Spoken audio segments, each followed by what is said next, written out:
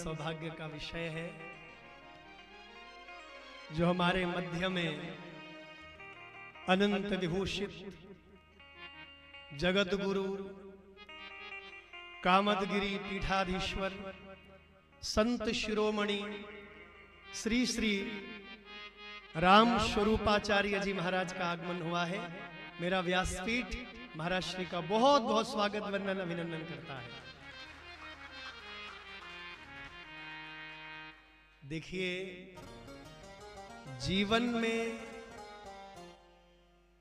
केवल यही दुर्लभ है, धन वैभव पद प्रतिष्ठा, ये दुर्लभ नहीं है।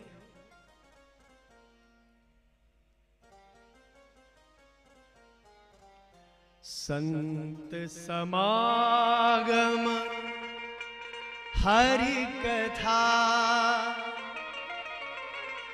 तुलसी दुर्लभ दो,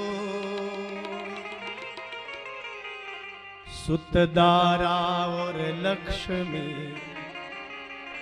पापी की भी हो।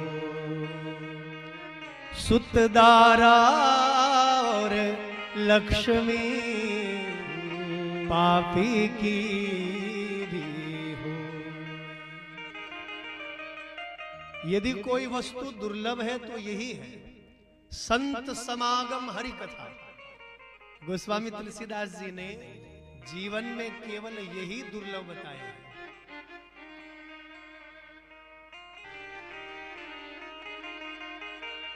तो आइए, मैं हृदय से महाराज श्री का बहुत बहुत आभार व्यक्त करता हूं। महाराज श्री के जो कार्यक्रम हैं बहुत व्यस्त रहते हैं, रातों रात चल करके 24 घंटों की यात्रा करके महाराज श्री यहां पधारे हैं। ये हम सबका बहुत सौभाग्य है। देखो, भगवान के सच्चे भक्त का दर्शन और भगवान के दर्शन दोनों का फल बराबर है। भागवत में लिखा है, यदि भगवान के सच्चे भक्त का दर्शन हो गया तो समझना चाहिए कि स्वयं साक्षात भगवान के ही दर्शन हो गए हैं।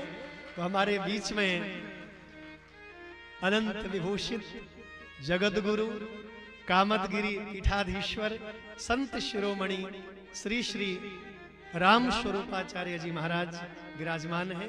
चित्रकूट की भूमि से आहा, जहां के कण कण में मेरे रघुनंदन बसते हैं, मेरे रामलला बसते हैं। जिस प्रकार बांके बिहारी ने कभी वृंदावन को हृदय से नहीं त्यागा, उसी प्रकार कभी हमारे रामलला ने चित्रकूट की भूमि को नहीं त्यागा। मानो चित्रकूट से आज महाराज श्री नहीं अपितु महाराज श्री के रूप में हमारे रघुनंदन पधारे हो, ऐसा प्रतीत हो रहा है। तो महाराज श्री का मैं बहुत बहुत स्वागत वंदन करना चाहता हूं अपने व्यास मंच से। आइए, मुझे गंगोत्री श्री व्यास जी श्रोताओं की संख्या में भगवत स्वरूप विराजित श्रद्धालु श्रोता बंधु, वंदनीय संत भगवान, अभी आपने बड़ी सुंदर दिव्य श्रीमद् भागवत महापुराण की कथा उत्तराखंड की भूमि से पधारे हुए श्री बद्री विशाल भगवान के पावन चरणारविंदों की परम भक्ति को प्राप्त कर रहे श्री व्यास जी महाराज, उनकी वाणी से श्रवण की। इतना सुंदर संयोग है कि मैं बद्री विशाल भगवान के दरबार से ही चला और ऋषिकेश होते हुए, हरिद्वार होते हुए, श्रीधाम वृंदावन होते हुए चित्रकूट धाम आया और चित्रकूट धाम से अमरकंटक धाम आया। 3 सितंबर से 11 सितंबर तक मेरी श्री राम कथा बद्री विशाल भगवान में ही थी। व्यास जी भी बद्री विशाल भगवान के परम कृपा पात्र हैं।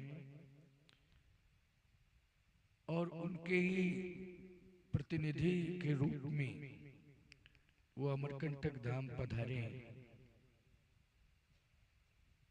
व्यासपीठ पर जो विराजमान होता है वो भगवान का ही स्वरूप होता है, नारायण का स्वरूप होता है। मैं दंड धारण किए हूं तो दंड ग्रहण मात्रेणो नरो नारायणो भवेत। ये दंडी सन्यासी त्रिदंडी सन्यासी नारायण के ही स्वरूप होते हैं।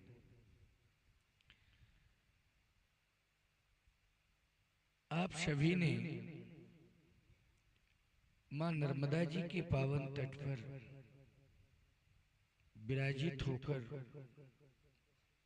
भगवत कथा भागवत कथा श्रवण करने का जो भाव बनाया एवं संकल्प लिया, वो मां नर्मदा जी की परम प्रेरणा से।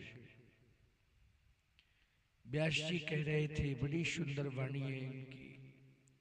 मैं बहुत ही आनंदित हो रहा था,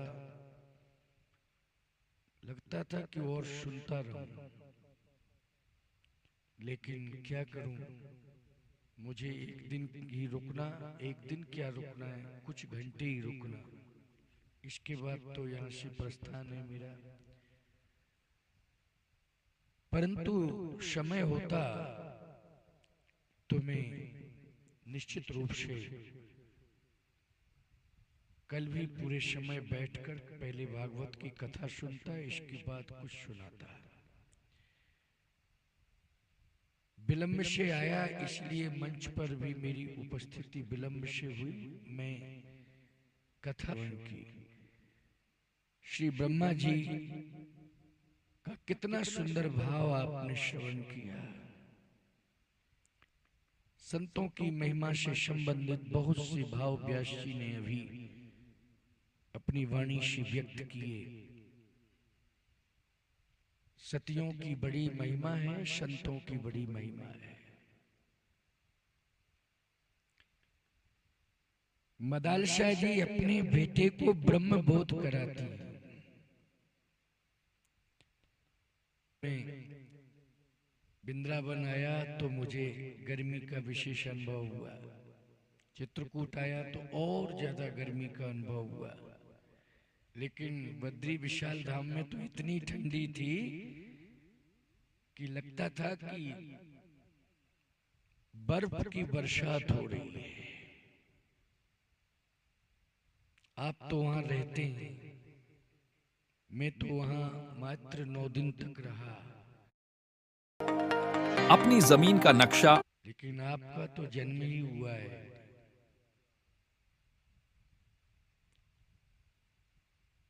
वही वहां स्थायी रूप से रह सकता है, बद्री विशाल भगवान की जिसके ऊपर कृपा हो।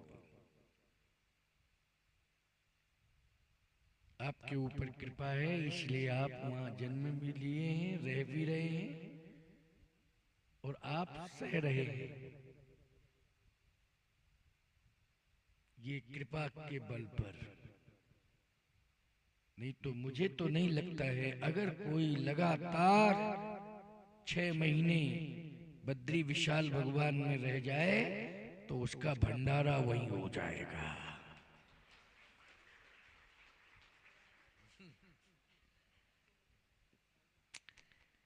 ये समझ लीजिए, भंडारा हो जाएगा। लेकिन आपने कोई तप किया है, इसलिए उस तप के प्रभाव से आपका जन्म ही हुआ है और आप जो है रह भी रहे हैं। तपस्वी ही वहां रह सकते हैं, साधारण कोई नहीं रह सकता है। साधारण का तो भंडारा हो जाएगा। क्यों भाई, मैंने पहले ही कह दिया। लेकिन कोई तपस्वी रह सकता है, ये सत्य है।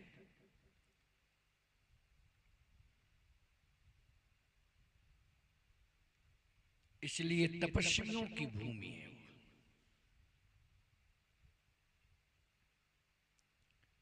व्यास भगवान ने तो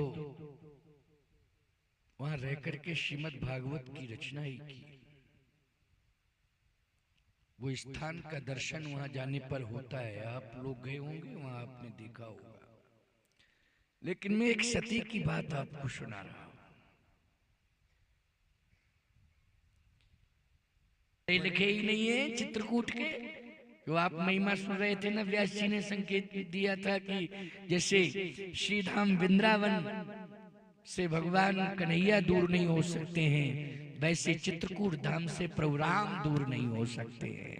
ये बात सुन करके मैं बहुत ही आनंदित हो रहा था। संस्कृति नहीं जानता था रावण, लेकिन कोल किरात भील वनवासी वो संस्कृति जानते हैं, कोई दिक्कत की बात नहीं। लेकिन प्यारे, इसको कृपा कहते हैं। जहां पर मेरी गाड़ी रुकी थी वहीं पर एक ढाबा था सामने बिल्कुल, उसके ऊपर 2-3 कमरे बने हुए थे।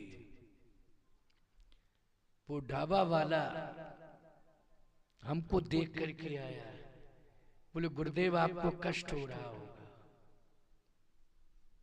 आपको कष्ट हो रहा होगा, आप क्या थोड़ा सा चल सकते हैं ऊपर? हमने कहा हम भी यही सोच रहे थे कि कोई कहने वाला मिले तब ना। 10 मिनट भी मुझे कष्ट नहीं दिया बद्री विशाल भगवान ने। मैंने सारे पात्र बर्तन निकलवा के सब करके मैंने कहा खिचड़ी बनवाओ, सबको बांटो, जितने भी हैं सभी को बांटो, सभी को बांटो। बना बना के गरम गरम खिचड़ी दोना 2-2 दोना भर के जब मिली तो बोलो आधार मिल गया कि नहीं मिल गया? आधार मिल गया। इसलिए मैं कहता हूं कि जो समाधान संपत्ति से नहीं हो सकता है वो समाधान कृपा से होता है। इसलिए भगवान की कृपा को हर क्षण प्राप्त करना चाहिए, कृपा से। आज सद्गुण जिसके पास है उसके पास ही संपत्ति टिकेगी। सद्गुण जिसके पास है उसी के पास परमात्मा की कृपा करें। और ये देखिए, बद्री विशाल भगवान से मैं चला, ऋषिकेश हरिद्वार होते हुए बांके बिहारी आया, और बांके बिहारी से फिर कामद बिहारी, फिर अमरकंटक आया, और बद्री विशाल मिल गए। कितना सुंदर योगदान, बहुत सुंदर योग संयोग इसी को कहते हैं। बहुत अच्छा लगा। और मैं तो कहूंगा कि हमारे व्यास जी बैठे हैं, एक बार कामदगिरि भगवान के दरबार में भी आपकी कथा हो जाए, कामदानाथ चित्रकूट धाम में। ऐसा संयोग बनाएंगे उस दरबार में भी बद्री विशाल की तरफ से जो है कामदगिरि दरबार में जो है कथा हो। क्योंकि बद्री विशाल भगवान और कामदानाथ, बद्रीनाथ और कामदानाथ, जहाँ भगवान राम 11.5 वर्ष तक तप किए हैं वही कामदगिरि पीठ है।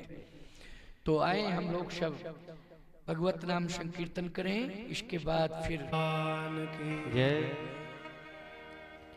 परम सौभाग्य है हम सभी का जो इस पावन दिव्य अवसर में महाराज श्री का शुभ आगमन हुआ और महाराज श्री की अमृतमय वाणी में, उस दिव्य अमृत में हम सभी सराबोर हुए। आइए अपने भागवत के प्रसंग को थोड़ा सा आगे बढ़ाएं बड़े प्रेम भाव से। बोलिए बद्री विशाल।